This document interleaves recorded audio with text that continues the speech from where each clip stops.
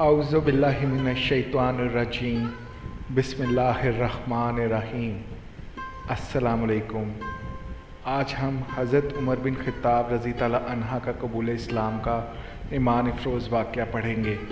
اس میں بہت ساری روایات بھی ہیں اور یہ روایات محدثین کے کڑے معیار پر پوری تو نہیں اترتی، مگر انہیں ایسے مسئلے میں پیش کرنا درست ہے جس پر نہ شرعی حکم مرتب ہوتا ہے نہ اس کا عقیدے سے کوئی تعلق ہے۔ یہ بات بالاتفاق مسلم ہے کہ حضرت عمر رضی اللہ عنہ کا اسلام قبول کرنا خود اسلام کے لیے عزت اور غلبے کا باعث بنا۔ رسول اللہ صلی اللہ علیہ وسلم کی دعا تھی، اے اللہ، ابو جہل اور عمر بن خطاب دونوں میں سے جو تجھے زیادہ محبوب ہے اس کے ذریعے سے اسلام کو عزت عطا فرما۔ میں نے اسلامی روایات اور ان کے جو حوالے ہیں وہ سارا کچھ نیچے لکھ دیا ہے، آپ اسے پڑھ بھی سکتے ہیں تو اس کے بارے میں اور علم حاصل کر سکتے ہیں۔ بہت سارے ایسے لوگ کہتے ہیں جب آپ بولتے ہیں تو لکھنے کی کیا ضرورت ہے۔ میں اس لیے لکھتا ہوں کہ جو لوگ سن نہیں سکتے وہ اسے پڑھ سکتے ہیں، یا کسی بات کو وہ سمجھ نہیں پاتے تو وہ نیچے سے لکھے ہوئے کو پڑھ کر اس کو سمجھ سکتے ہیں۔ اس سے اسلام کو فروغ ملتا ہے اور ہم سب کو ثواب۔ حضرت عمر اسلام کی شدید ترین مخالفین میں سے تھے۔ وہ شدت غضب اور طبیعت کی تیزی کی وجہ سے مشہور تھے۔ مسلمانوں کو ان کے ہاتھوں بڑی تکلیفوں اور سزاؤں کا سامنا کرنا پڑتا تھا۔ ان کے قریشی رشتہ دار اور بہنوئی حضرت سید بن زید رضی اللہ عنہ کہتے ہیں، اللہ کی قسم مجھے اچھی طرح یاد ہے کہ حضرت عمر اسلام لانے سے قبل مجھے اور اپنی بہن کو اسلام قبول کرنے کی پاداش میں جکڑ دیا کرتے تھے۔ ایک روایت یوں ہے، کاش تو دیکھتا کہ جب عمر مسلمان نہیں ہوئے تھے اور وہ مجھے اور اپنی بہن کو جکڑ دیا کرتے تھے۔ ابن اسحاق کی روایت ہے کہ ام عبداللہ لیلہ جو حضرت عامر بن ربیع کی بیوی تھی، انہوں نے فرمایا، اللہ کی قسم ہم حبشہ کی طرف کوچ کر رہے تھے، میرے خاوند عامر کسی کام سے گئے ہوئے تھے کہ عمر آ گئے۔ اس وقت وہ اپنے شرک پر قائم تھے اور ہمیں ان سے بہت تکلیفیں پہنچتی تھی۔ وہ میرے پاس آ گئے اور کہنے لگے، ام عبداللہ تم لوگ کہیں جا رہے ہو؟ میں نے کہا، جی ہاں، اللہ کی قسم ہم اللہ تعالیٰ کی فراخ زمین پر کہیں چلے جائیں گے۔ تم نے ہمیں بہت ستایا اور ہم پر ظلم و ستم کے پہاڑ توڑے، امید ہے اللہ تعالیٰ تمہارے لیے کوئی راہ نجات مہیا فرمائے گا۔ یہ سن کر حضرت عمر سوچ میں پڑ گئے۔ ان پر اس بات کا بہت اثر ہوا اور وہ بہت غمگین ہو گئے۔ جب عامر گھر واپس آئے تو لیلہ کہنے لگی، اگر آپ اس وقت عمر کی حالت دیکھتے تو اندازہ کرتے کہ وہ کس قدر غمگین اور دل گداز نظر آ رہے تھے۔ عامر کہنے لگے، کیا تمہیں توقع ہے کہ وہ مسلمان ہو جائیں گے؟ لیلہ نے کہا، ہاں۔ عامر کہنے لگے، ہرگز نہیں، خطاب کا گدھا تو مسلمان ہو سکتا ہے مگر اس کا بیٹا عمر مسلمان نہیں ہوگا، کیونکہ حضرت عامر نے مسلمانوں کے خلاف حضرت عمر کی سختیاں اور ظلم و ستم دیکھ رکھے تھے۔ ان روایات کی سند اور ان کے حوالے میں نے نیچے لکھ دیے ہیں۔ اس روایت سے معلوم ہوتا ہے کہ حضرت عمر رضی اللہ عنہ پر جہالت کے پردے پڑے ہوئے تھے، لیکن ان کے دل میں پاکیزہ جذبات نے بھی ہلچل مچا رکھی تھی، یہاں تک کہ ان پردوں کے چھٹنے کا وقت آ گیا اور وہ حلقہ بگوش اسلام ہو گئے اور ان کی طبیعت کی سختی اسلام کی مضبوطی کا سبب بن گئی۔ جس طرح وہ پہلے کفر میں سخت تھے، اسی طرح اسلام میں سخت اور مضبوط بن گئے۔ جب اللہ تعالیٰ نے ان کا سینہ اسلام کے لیے کھول دیا تو وہ پوچھنے لگے، قریش میں کون سا شخص بات پھیلانے اور ڈھنڈورا پیٹنے میں سب سے تیز ہے؟ کہا گیا، جنبل بن معمر۔ حضرت عمر رضی اللہ عنہ اس کے پاس گئے اور اسے اپنے اسلام کے بارے میں بتایا۔ جمیل نے کعبہ کی طرف دوڑ لگا دی اور لوگوں میں پہنچ کر بلند آواز سے چلایا، او لوگو، عمر بھی بے دین ہو گیا۔ حضرت عمر رضی اللہ عنہ بھی پیچھے پیچھے آ رہے تھے، کہنے لگے، یہ جھوٹ بولتا ہے، میں تو مسلمان ہوا ہوں۔ مشرکین کی حضرت عمر سے طویل جھڑپ ہوئی، لیکن اللہ تعالیٰ نے حضرت عمر رضی اللہ عنہ کو کافروں کے شر سے محفوظ رکھا۔ اس روایت کی سند کو حسن قرار دیا گیا ہے۔ اسی طرح ان کے قبول اسلام کا مشہور واقعہ جس میں ذکر ہے کہ وہ نبی اکرم صلی اللہ علیہ وسلم کو قتل کرنے کے لیے جا رہے تھے کہ راستے میں ایک شخص سے ملاقات ہوئی جس نے انہیں ان کی بہن اور بہنوئی کے مسلمان ہونے کی خبر سنائی اور ان کے اشتعال کا رخ موڑ دیا۔ حضرت عمر غصے میں اپنی بہن اور بہنوئی کی طرف چل دیے۔ وہاں حضرت خباب رضی تعالیٰ عنہ بھی تھے۔ حضرت عمر نے اپنی بہن کو بھی مارا، ان کا خون بہنے لگا۔ خون دیکھ کر غصہ کافور ہو گیا اور ان سے قرآنی آیات سنانے کو کہا۔ بہن کے کہنے پر انہوں نے غسل کیا اور سورت کی ابتدائی آیات پڑھی تو ان کی دل کی دنیا بدل گئی، وہ مسلمان ہو گئے اور اپنے اسلام کا اعلان کرنے کے لیے رسول اللہ صلی اللہ علیہ وآلہ وسلم کی خدمت میں حاضر ہوئے۔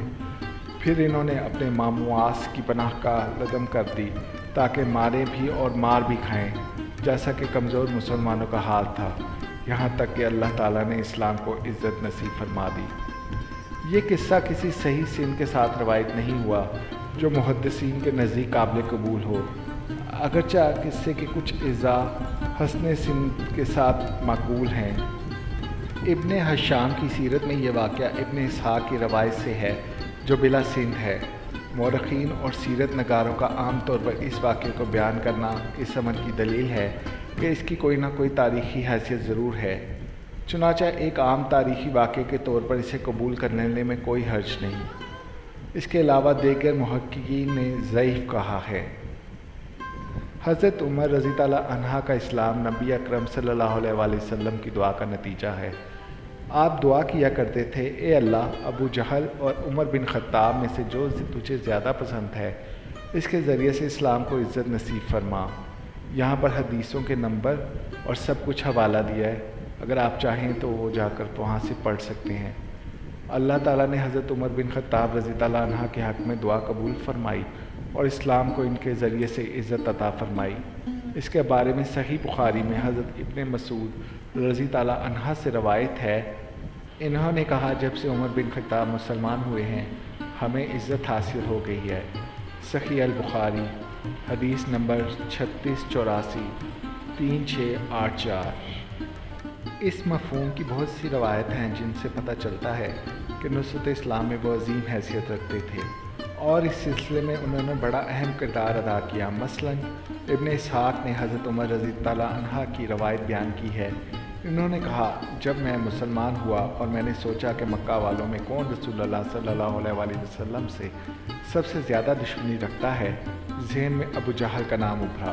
میں فوراً چل پڑا، اس کا دروازہ کھٹکھٹایا، وہ باہر نکلا، مجھے دیکھا تو کہنے لگا اہلاً و سہلاً، کیسے آئے؟ میں نے کہا میں تجھے خبردار کرنے آیا ہوں کہ میں اللہ تعالیٰ اور اس کے رسول مکرم حضرت محمد صلی اللہ علیہ وآلہ وسلم پر ایمان لا چکا ہوں اور ان کی پیش کردہ تمام باتوں کی تصدیق کرتا ہوں۔ اس نے فوراً دروازہ بند کر لیا اور سٹپٹا کر کہنے لگا اللہ تیرا بھی برا کرے اور اس پیغام کا بھی جو تو لے کر آیا ہے۔ حشام 430۔ حضرت ابن مسعود رضی تعالیٰ عنہ کا بیان ہے، حضرت عمر رضی تعالیٰ عنہ کا اسلام ایک فتح تھی، ان کی ہجرت مدد و نصرت تھی اور ان کی حکومت رحمت تھی۔ ان کے اسلام لانے سے پہلے ہم کعبہ کے پاس نماز پڑھنے کا تصور بھی نہیں کر سکتے تھے۔ جب وہ مسلمان ہوئے تو انہوں نے مشرکین سے زبردست مقابلہ کیا، کعبہ کے پاس نماز پڑھی اور ہم نے بھی ان کے ساتھ مل کر نماز پڑھی۔ حشام 42 422/1۔ یہ روایت ابن اسحاق کی ہے جس کی سند ضعیف ہے۔ حضرت صہیب رومی رضی تعالیٰ عنہ سے روایت ہے، انہوں نے کہا جب عمر رضی تعالیٰ عنہ اسلام لائے تو اسلام پردے سے باہر نکل آیا۔ حضرت عمر رضی تعالیٰ عنہ نے اعلانیہ اسلام کی دعوت دینی شروع کی۔ ہم بیت اللہ کے گرد حلقہ باندھ کر بیٹھنے لگے، بیت اللہ کا طواف کرنے لگے، ظلم و ستم کرنے والوں سے بدلہ لینے لگے اور ترکی بترکی جواب دینے لگے۔ الطبقات الکبریہ 269/3۔ یہ واقدی کی روایت ہے جو نہایت ضعیف ہے۔ حضرت ابن عباس رضی تعالیٰ عنہ سے روایت ہے، انہوں نے کہا جب حضرت عمر رضی تعالیٰ عنہ مسلمان ہوئے تو مشرکوں نے کہا اس قوم نے ہم سے پورا بدلہ لے لیا ہے۔ فضائل الصحابہ 248/1۔ سند ضعیف ہے۔ ابن سعد نے محمد بن عبید کی حدیث بیان کی ہے، مجھے بخوبی یاد ہے ایک وقت تھا جب ہم بیت اللہ کے پاس نماز پڑھنے کی ہمت بھی نہیں کر سکتے تھے۔ جب حضرت عمر رضی تعالیٰ عنہ اسلام لائے انہوں نے کافروں سے خوب لڑائی کی، حتیٰ کہ انہیں ہمیں روکنے کی ہمت نہ رہی۔ تب ہم بیت اللہ کے پاس نماز پڑھنے لگے۔ الطبقات الکبریہ 270/3۔ اس روایت کی سند صحیح ہے۔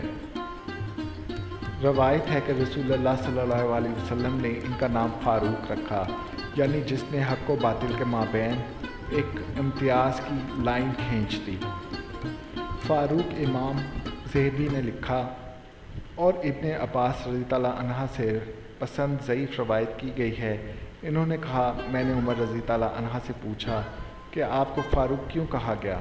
اس سوال پر عمر رضی اللہ عنہ نے اپنے اسلام لانے کا واقعہ بیان کیا اور بتایا کہ کیسے انہوں نے اپنے بہنوئی اور بہن کو مارا، اور اس کے بعد وہ کیسے دارِ ارقم میں رسول اللہ صلی اللہ علیہ وسلم کے پاس پہنچے۔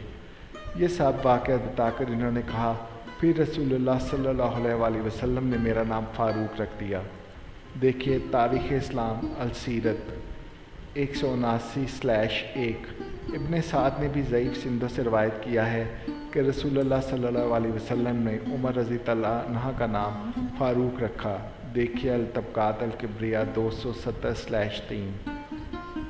جیسا کہ میں نے پہلے کہا کہ بہت ساری حدیثیں اور روایتیں محققین کے نزدیک اہمیت نہیں رکھتی یا ضعیف ہیں، تو اللہ تعالیٰ ہماری یہ کوشش کامیاب کریں اور ہمارے عقیدے کو مضبوط کریں۔ اللہ تعالیٰ نے حضرت عمر کو اسلام کے زیور سے آراستہ کیا اور وہ اسلام کا سہارا بنے۔ اللہ تعالیٰ ان کو اور ان کے ارد گرد والوں کو جنت میں اعلیٰ مقام عطا فرمائیں۔ آمین یا رب العالمین۔